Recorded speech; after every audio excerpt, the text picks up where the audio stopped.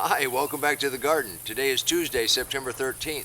I've received quite a few questions about the deep mulch, so we're going to take a look at that from the beginning, and then we're also going to take a look at the September seed sprouts. So come on, let's see what we got.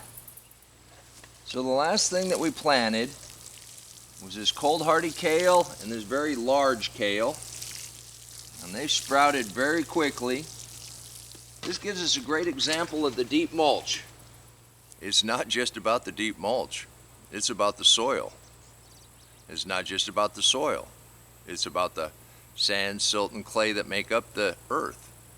It's also about the living organisms within that earth. And the deep mulch is only a covering. You know, you have a cover, your skin. Our animals have a cover, their fur. Scales, birds have feathers. Now if you cut into that skin, you damage the life within the body. If you cut into the soil, you damage the life within that soil. You cut into either one of them too many times, then you really destroy that life. So it's about the covering that protects that life, which creates enzymes, which breaks down the sand, silt, and clay, which makes those nutrients available to the roots of the plants.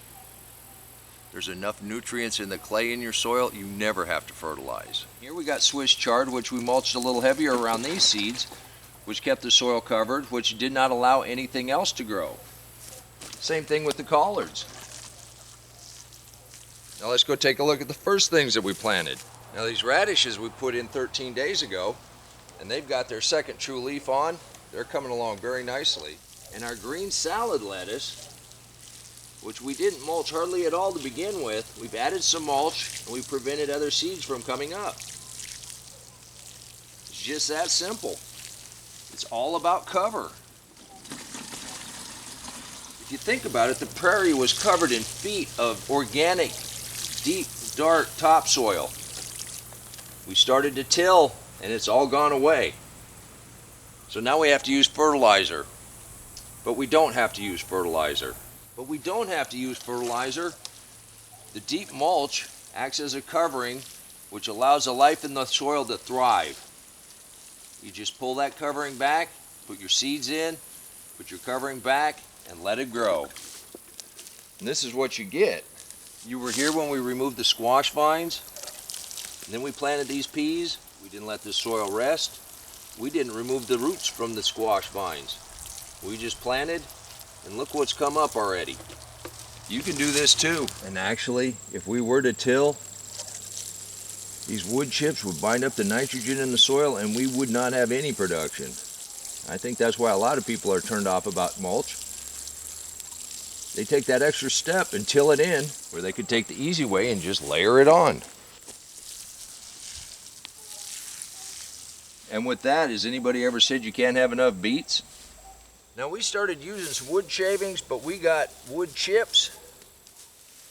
And just look how soft and nice that soil is. So when you're going to plant in this, you just pull it back to this soil. You put your seeds or your plants in here. You mulch back in around them.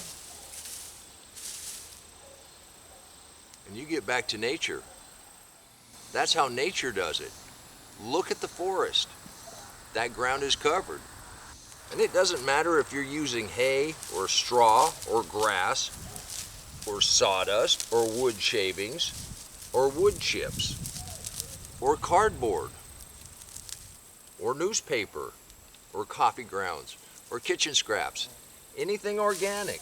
Just pile it up and mix it up and just cover the surface 4 inches thicker. If you want to look just at the science of what I'm doing, get a microscope out, take a little bit of soil, and you can see all the little critters doing what they're supposed to be doing. I've done several episodes outlining exactly what goes on in the living food web. If you want to look at it strictly as a nature thing, that's great too.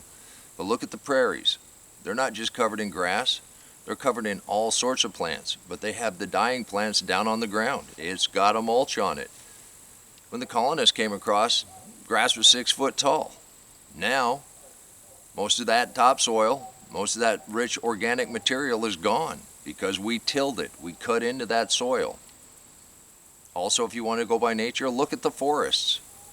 That floor is covered in leaves and fallen trees. You know, I told you I do a lot of research. That's how I know about the science of the soil food web. I also know how it reflected in nature. But here's a passage that kind of caught my eye and made me think a little bit more. By the sweat of your brow you're going to raise food. Thistles and weeds and thorns were going to be your companion. And at that, he went out and tilled the soil. That comes from a book that sold more copies than any other book in the world. Genesis 3:17 through 20. And that comes from the story of Adam and Eve. And when man became disconnected from God, he became connected to the ground in a way he didn't want to. I was a guy that got tired of weeding, and I didn't know what the answer was. But I started asking the question. And if you ask that question, whether you're answered by nature or a higher power, it is possible to have a weed-free, productive garden with very little work. You can do this too. It's pretty simple. I want to thank you for stopping by the garden and talking mulch and looking at the September seedlings with me. Remember, until next time, take care of yourself, take care of your family, and God bless you. Come on, let's plant. Let's go plant garden.